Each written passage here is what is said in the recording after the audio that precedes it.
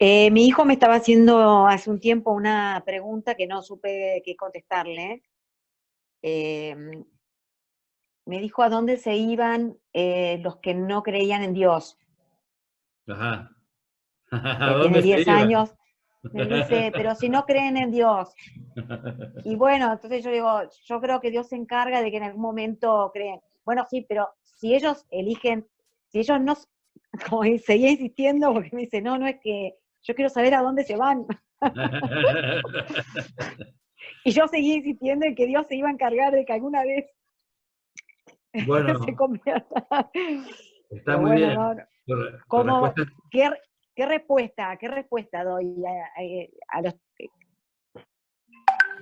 Mira, cada uno de nosotros es de alguna manera como artífice de su propio destino, ¿no es cierto? Entonces, eh, Mm, Dios Dios nos ha creado para que nosotros seamos felices.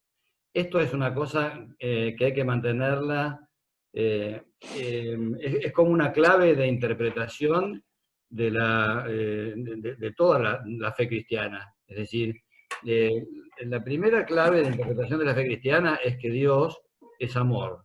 O sea, cuando vos definís a Dios, hay una única palabra que puede definir a Dios.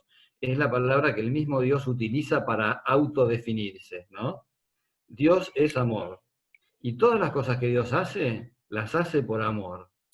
Cuando Dios crea al ser humano, lo hace por amor.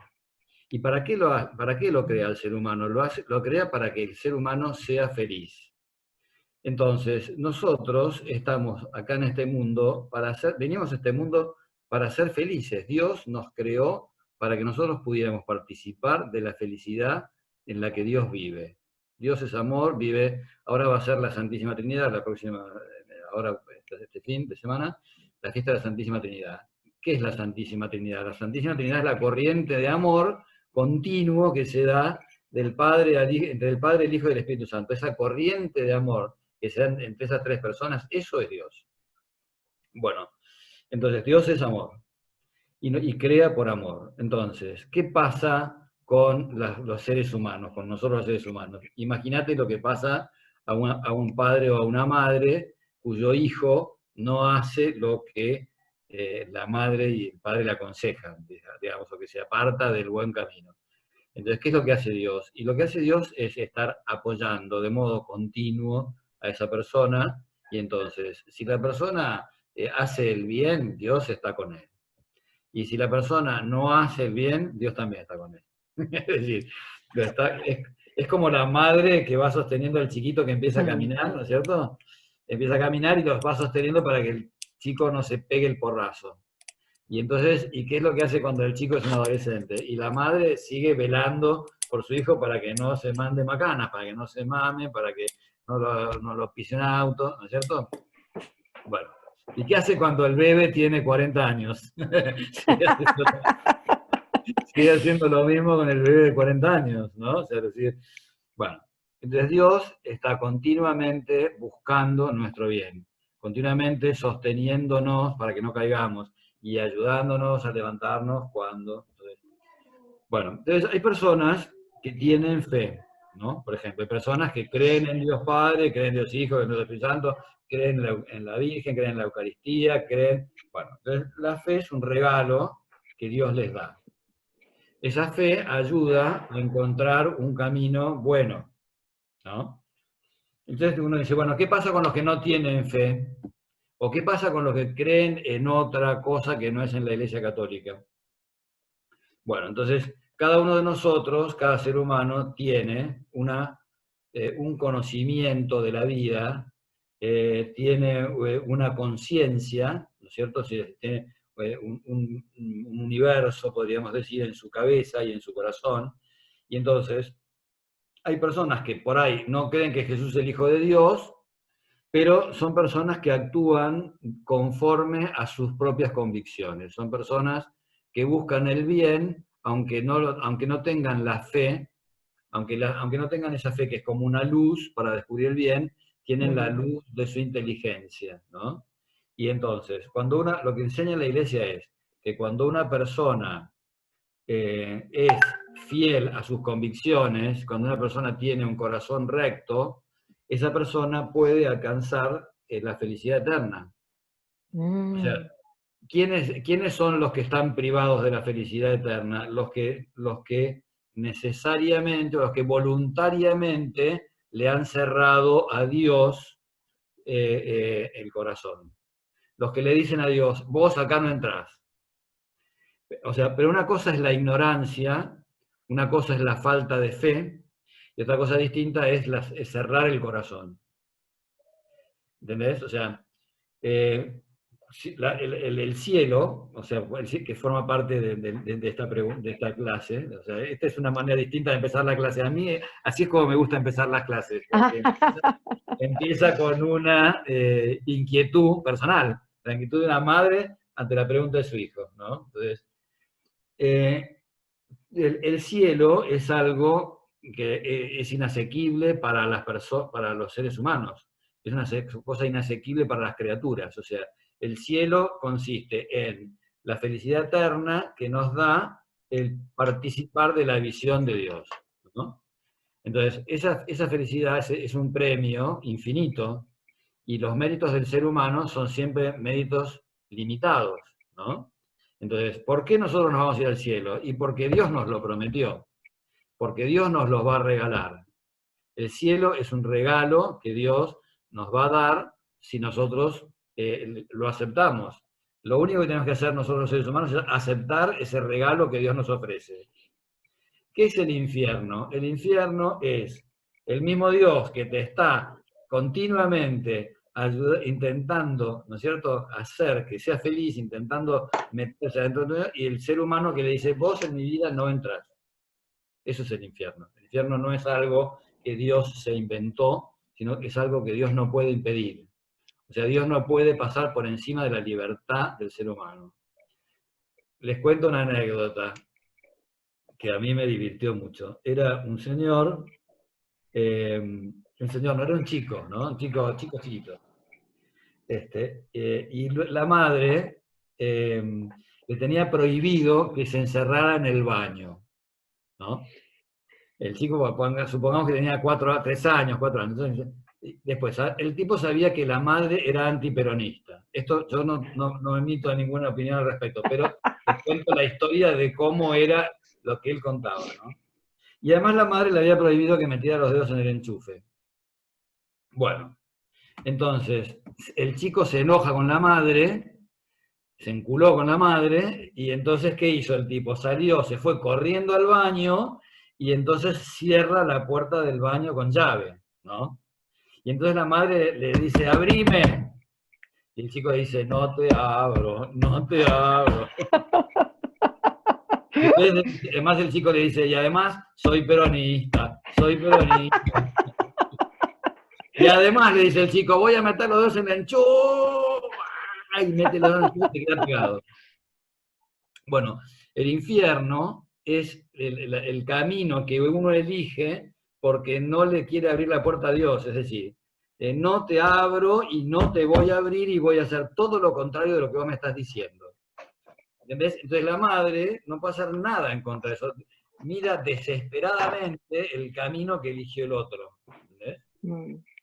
Bueno, pues entonces, por tanto, el infierno no es algo que Dios creó, es algo que Dios no pudo impedir, porque Dios respeta la libertad del ser humano, ¿no? O sea, los pequeños, viste que la gente de vez en cuando dice, wow, para mí que el infierno está acá en la tierra. Sí, en la tierra hay pequeños infiernos. Es decir, el infierno, a lo que llamamos infierno, ¿qué viene a ser? Viene a ser el destino definitivo de la persona que le cerró la puerta a Dios, no por 2 o 3 días, sino que le cerró la puerta a Dios para siempre. No quiero, definitivamente no quiero que entres en mi vida. ¿Viste que hay gente que te baja la persiana? Y cuando te baja la persiana, te baja para siempre. Es horrible, ¿no? Es muy duro. Hay gente que te baja la persiana y ya no te la vuelve a subir. Así que bueno, eso es. ¿Y qué viene haciendo el purgatorio? El purgatorio viene siendo el estado, tanto el cielo como el infierno son estados, no son lugares físicos. Es decir, no es que el cielo tiene una puerta de entrada y un muro perimetral que los... No, el cielo es la vida que vive cada uno si la vive con Dios, al final, digamos. Esa es la vida, eso es el cielo. Y el infierno es la vida que vive cada uno si la vive cerrándole las puertas a Dios, ¿no? ¿Y qué es el purgatorio? Y el purgatorio es el estado en el cual se encuentra una persona que al morir está, podríamos decir, como necesita purificarse, ¿no? Porque para amar de verdad, el amor verdadero requiere de un corazón capacitado para recibir ese amor, ¿no? Es decir, si vos tenés una copa, ¿no? Y querés poner un vino espectacular, querés poner un Borgoña, o querés poner no sé qué, lo que quieras, ¿no es cierto? Un buen champán, lo que sea. Tenés una copa que está sucia o que tiene vinagre o que tiene no sé qué, o sea, tenés que lavar la copa para que la copa esté en condiciones de recibir, ¿no es cierto?, ese licor posta espectacular, ¿no? Porque para disfrutar de ese licor tiene que estar bien el recipiente, tiene que estar sin mezcla de otras cosas, ¿no? Yo siempre me acuerdo de un chico también, de la misma edad, tendría 4 años o 5 años, que le había vuelto loca a su madre. El tipo estaba en un ataque qué sé yo, de caprichos, y entonces las volvía loca la madre, ¿no? Entonces, qué sé yo, todo estaba mal, no, está mal, bueno, pero le ofrecía a la madre, no, bueno, lo volvió loca. Bueno, y en un momento determinado, el tipo pega un giro, ¿no? Y se da cuenta de que le está tratando mal y que está siendo injusto con su madre, ¿no? Y entonces la mira el enano, a la madre, y le dice, mamá, ¿me perdonás? Le dice. O sea, el chico se daba cuenta de que él era injusto con su madre y de que la madre no merecía que él la tratara de esa manera, y él sabía que necesitaba de ese perdón, ¿no? Entonces, el purgatorio viene a ser la condición de la persona que quiere amar, pero todavía tiene el corazón a medias, digamos, ¿no? Tiene un corazón medio berreta, un corazón medio mezclado con broncas o con, qué sé yo, con egoísmos o con purezas o con lo que sea, ¿no? Entonces, el purgatorio viene siendo eso, es como la preparación para disfrutar del amor de Dios, ¿no? Para poder recibir ese amor de Dios en su interior, ¿no? Y el sufrimiento del infierno es el no poder, hay como una visión más clara de que está en el infierno de lo que se perdió, que de la que tiene Claro. acá, en la Sí, tierra, ¿o sí, no? claro. Y por acá en la Tierra todavía nosotros tenemos muchas diversiones, todavía nos distraemos con muchas cosas, todavía hay gente que vive como si no se fuera a morir nunca. Qué sé yo, hay gente que vive en la farra, o sea, bueno, mientras tenga Netflix y mientras tenga una copita y mientras pueda viajar y mientras tenga unos mangos para darme mis caprichos, yo, bueno, qué sé yo, acá estoy, ¿viste? Hay gente que tiene 80 años y vive como si fuera a vivir otros 80 años más. Claro, cuando ya del otro lado ya no tenés distracciones. O sea, no, yo no me imagino cómo es, pero digamos que lo que sí es cierto es que es como la decisión definitiva que el hombre. Es decir, cuando vos, es como, es decir, bueno, ya le cerré el camino, la suerte está echada, ¿no? Como cruzaste el Rubicón, cuando ya te jugaste todas las fichas y ya decidiste qué es lo que querés, eso es el. Bueno, y también el cielo, o sea, una vez que lo elegiste, ya estás. Es un misterio, ¿no? Es decir, es como que alguna explicación que dan los teólogos. Acá en todo el misterio siempre hay. El misterio es una mezcla de luz y una mezcla de oscuridad, ¿no? Lo que algunos llaman el claro oscuro de la fe. Es decir, el misterio que nosotros profesamos, aquella verdad de fe en la que nosotros creemos, nos arroja una luz sobre nuestra existencia, ¿no? Y también te deja otras cosas en la oscuridad. Entonces, nosotros intentamos descubrir, sacarle todo el brillo que tiene, ¿no? Intentamos bucear o sondear, ¿no? Entonces, a mí me gusta mucho hay un padre de la iglesia oriental, se llama San Efrén, ¿no? San Efrén era sirio, el de Siria. Y entonces decía que la revelación, la verdad revelada, es como un mar, es como si hubiera un mar, ¿no? Donde enorme, ¿no es cierto? Donde está, la verdad es como si fuera un mar enorme que tiene una enorme profundidad, un enorme caudal de agua. Entonces, bueno, nosotros, ¿qué podemos hacer? Podemos investigar en ese mar, ¿no? Entonces vos al mar lo podés sobrevolar desde desde un helicóptero. Al mar lo podés navegar una lancha. Y al mar te podés meter y nadar en el mar. También podés bucear, ¿no? Y también podés, qué sé yo, meterte en un submarino y andar mirando en las profundidades. Bueno, hay distintas maneras, podríamos decir, de conocer esa realidad. Entonces, nosotros, los misterios de la fe, lo que está revelado por Dios, es como ese mar inmenso en el que nosotros vamos y vamos investigando y vamos sacando, ¿no? Cosas de la superficie, cosas que están en el medio, cosas que están un poco más profundas, y esas vamos sacando luz de la consideración de esos misterios, ¿no? Pero hay otras cosas que nos quedan en penumbras, ¿no? Y entonces, bueno, él decía, este autor decía, es bueno, dice, que el mar venza a tu inteligencia, y no que tu inteligencia venza al mar. Porque si tu inteligencia venciera al mar, ya no tendrías más a dónde ir a buscar, dónde ir a buscar otras verdades, ¿no es cierto? En cambio, si el mar vence tu inteligencia, cuando tu inteligencia vuelva a necesitar, vas a poder volver al mar, ¿no? Para seguir investigando, ¿no? Bueno, es una imagen, pero es una imagen acertada, ¿no? O si podríamos ponerlo a través también con la misma luz, o sea, uno ve porque tiene una capacidad visual y a la vez porque los objetos están iluminados, ¿no? Hay veces que los objetos están iluminados, pero a uno no le alcanza la capacidad visual. Otras veces a uno le alcanza la capacidad visual, pero no está el objeto suficientemente iluminado. Bueno, entonces el misterio y el modo en que nosotros nos aprovechamos del misterio, podemos decir, nos nutrimos del misterio, es más o menos algo parecido a esto, ¿no? Por otra parte, ninguna de estas cosas, aprovecho ahora para decirlo, ¿no? Porque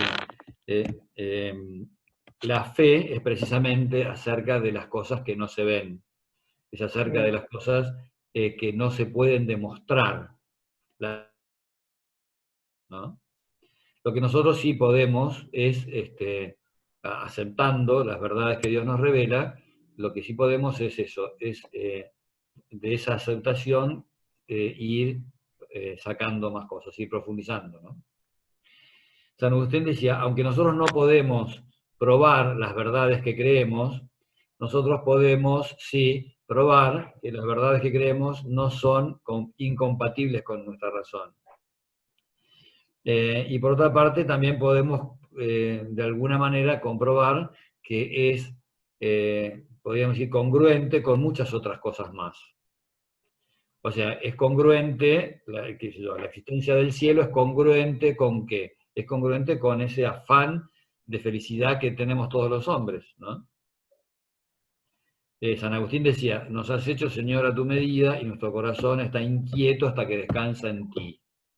Entonces es coherente, es congruente, esa promesa del cielo es congruente con ese afán, con esa necesidad de ser felices que tenemos todos los hombres, todos los seres humanos. Entonces, ¿por qué? Porque el ser humano está hecho no para conformarse con cualquier verdura, como dirían actualmente los jóvenes. O sea, no nos conforma cualquier verdura, nosotros queremos algo que realmente a uno lo mastique bien, ¿no es cierto? ¿No? Un bife, una milanesa. Necesitamos un plato fuerte, ¿no? Entonces, no, un zapallito no alcanza. Una berenjena no alcanza. Entonces, bueno, es congruente, ¿no? La resurrección de la carne, por ejemplo, ¿no? O sea, porque uno dice, bueno, ¿cómo es posible que esto se termine? ¿Cómo es posible? Es injusto que esto se termine, ¿no? Es injusto que se termine esta vida maravillosa que tenemos. O sea, ¿solamente el espíritu va a sobrevivir? Mira, el espíritu va a sobrevivir y nosotros vamos a resucitar. Parte de nuestra fe es la resurrección. Es decir, el cielo eh, requiere, digamos, es lógico, por ejemplo, que el bien que hicimos en esta tierra, que el bien que hicimos con el cuerpo y con el alma, es lógico que también el premio lo recibamos en cuerpo y alma. ¿No? Y si hicimos algo mal con cuerpo y alma, también es lógico que recibamos un poco la retribución también en cuerpo y alma. Bueno, hay cosas que quedan en la penumbra, pero bueno, hay cosas que no entendemos, ¿no? Pero es el misterio de la misericordia de Dios y de la libertad del hombre. O sea, no podemos nunca olvidarnos que ahí, que es el juego, y a veces nosotros no sabemos, ¿no es cierto?, cómo, hasta qué punto Dios puede jugar con la libertad del hombre, hasta qué punto Dios puede intentar torcernos el brazo, porque no nos va a intentar torcer el brazo para que hagamos el mal, en todo caso intentará torcernos el brazo para que hagamos el bien. Ahora, ¿cómo hace Él para torcernos el brazo sin que nosotros dejemos de ser libres? ¿No? Todo ese tipo de cosas son cosas que quedan como en un interrogante, ¿no? Así es. Ya les di la clase. Estoy Hay contento. alguien. Ya cumplí. Así es. ¿Se les ocurre algo más o no? Agustina, ¿querías preguntar algo? A ver, poné tu... Ahí está, Activar, Agustina. ahí está.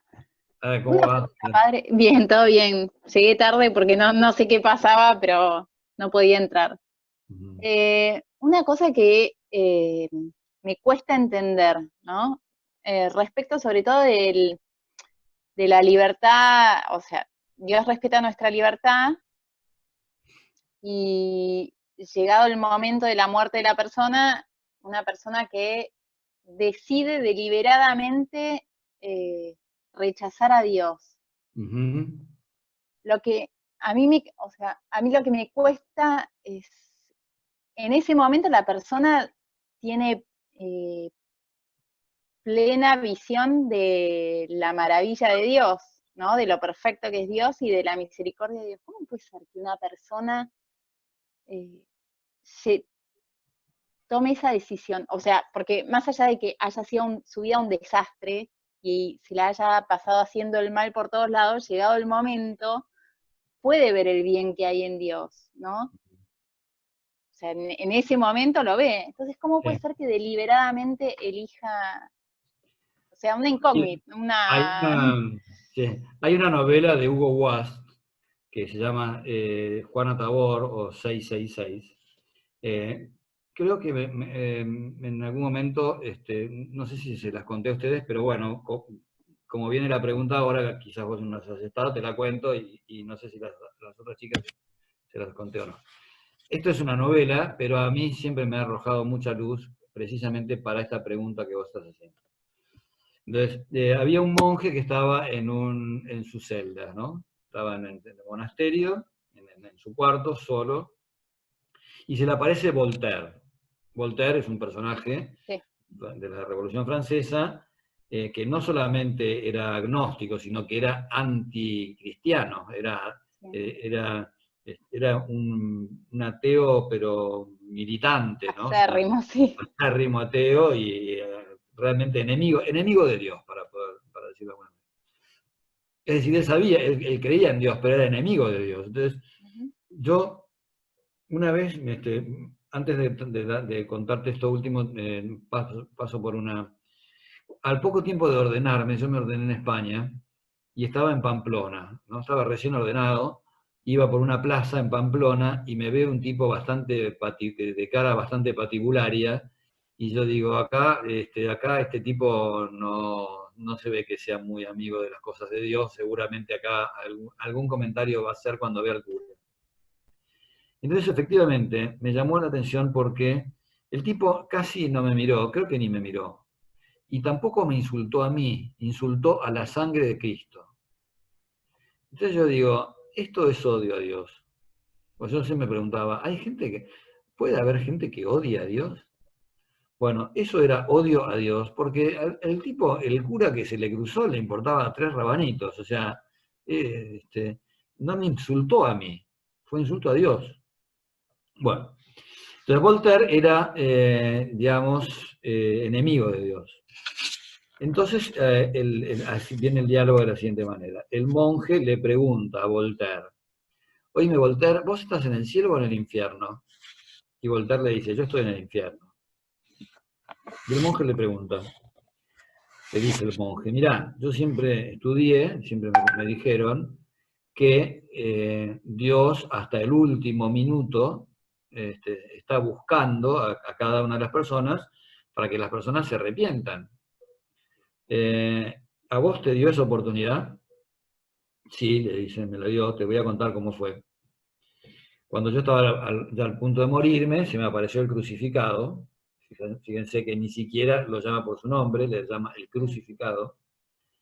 Y entonces él tenía, en una de sus manos tenía un papel, y en otra mano tenía una lapicera.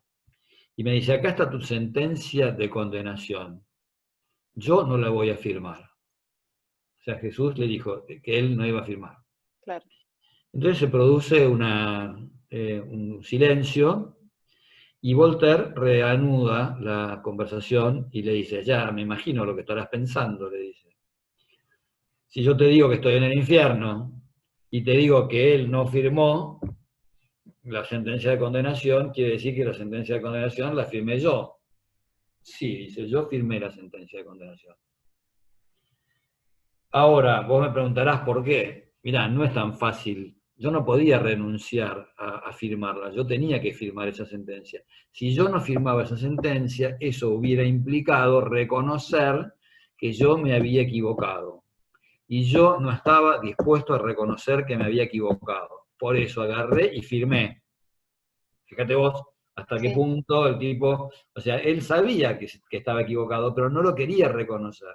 Entonces dice, te voy a decir más, dice, yo ahora soy profundamente infeliz. Ahora, si me vuelve a ofrecer firmar, yo vuelvo a firmar.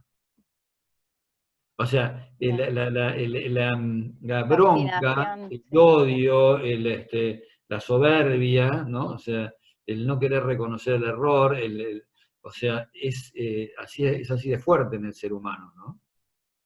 Este chiquito que contaba yo siempre uno las 2 anécdotas, ¿no?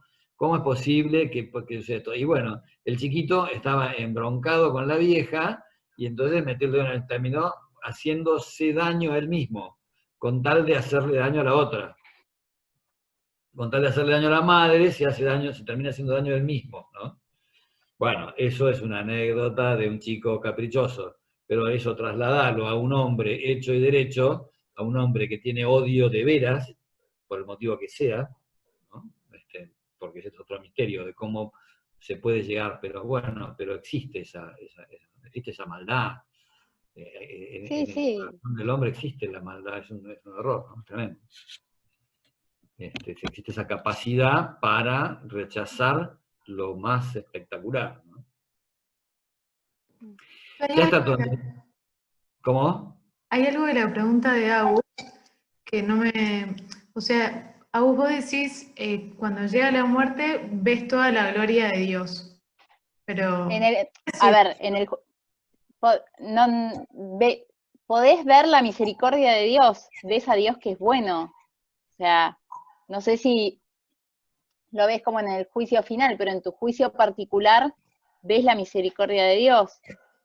Entonces, ¿cómo ante algo objetivamente bueno una persona puede rechazar voluntariamente? Eso es lo que me cuesta. Sí, la respuesta un poquito va por el lado de que uno no tiene la visión beatífica, es decir, no es que uno lo ve a Dios antes de tomar la decisión, es decir, uno ve con claridad, podríamos decir, uno ve con claridad qué es lo que hizo mal, qué es lo que hizo bien, cuáles son las cosas que todavía puede hacer, ve que tiene la posibilidad de arrepentirse, ¿no? O sea, uno va a ver con claridad la propia vida.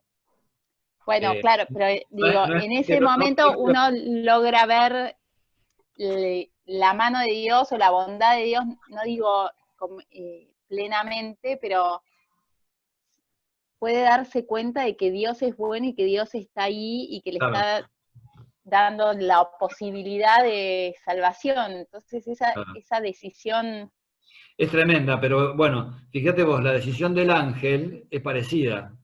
O sea, el ángel, que es más inteligente que el hombre, hay un momento en el que dice, no serviré. Este es el gran el pecado del ángel, y que es de alguna manera el mismo que el nuestro.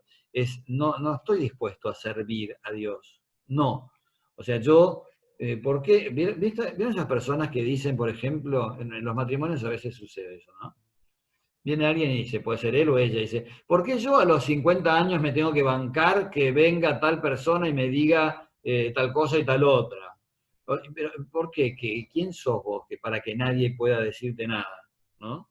¿A qué? ¿Sos 50 años quiere decir que ya sos infalible? ¿Quiere decir que ya nadie te puede corregir? ¿Que nadie te va...? ¿No? O sea, la soberbia nos lleva a cosas tan tremendas como a negar muchas veces la evidencia, ¿no? Porque a veces, porque nos lleva a distorsionar la realidad o nos lleva a, no sé, a que en realidad son decisiones, ¿no? Hay veces que uno toma decisiones sabiendo que no le va a hacer bien. Y yo fumé durante 50 años. A los 60 largué el pucho. Pero fumé o sea, yo sabía que no me hacía bien, no era del todo consciente. O sea, hubo un momento en el que empecé a respirar ya con un poquito más de dificultad y dije, bueno, basta, cortala, ya sabés lo que es el pucho. No tenés necesidad de enterarte de nada más. No quieras enterarte de qué es lo que viene después, cortala. Bueno, me costó un fangote. Una vez dejé durante 3 años y volví. Entonces, te pongo este ejemplo porque uno sabe, ¿no es cierto?, ¿qué le pasa al alcohólico? El alcohólico sabe que el alcohol sabe que ya no puede, ¿no? Un poco, ¿no? Pero bueno. Entonces, hay toda una lucha, ¿no? Toda una lucha para elegir lo que es bueno y elegir significa tomar la decisión y tomar la decisión significa comprometerse con.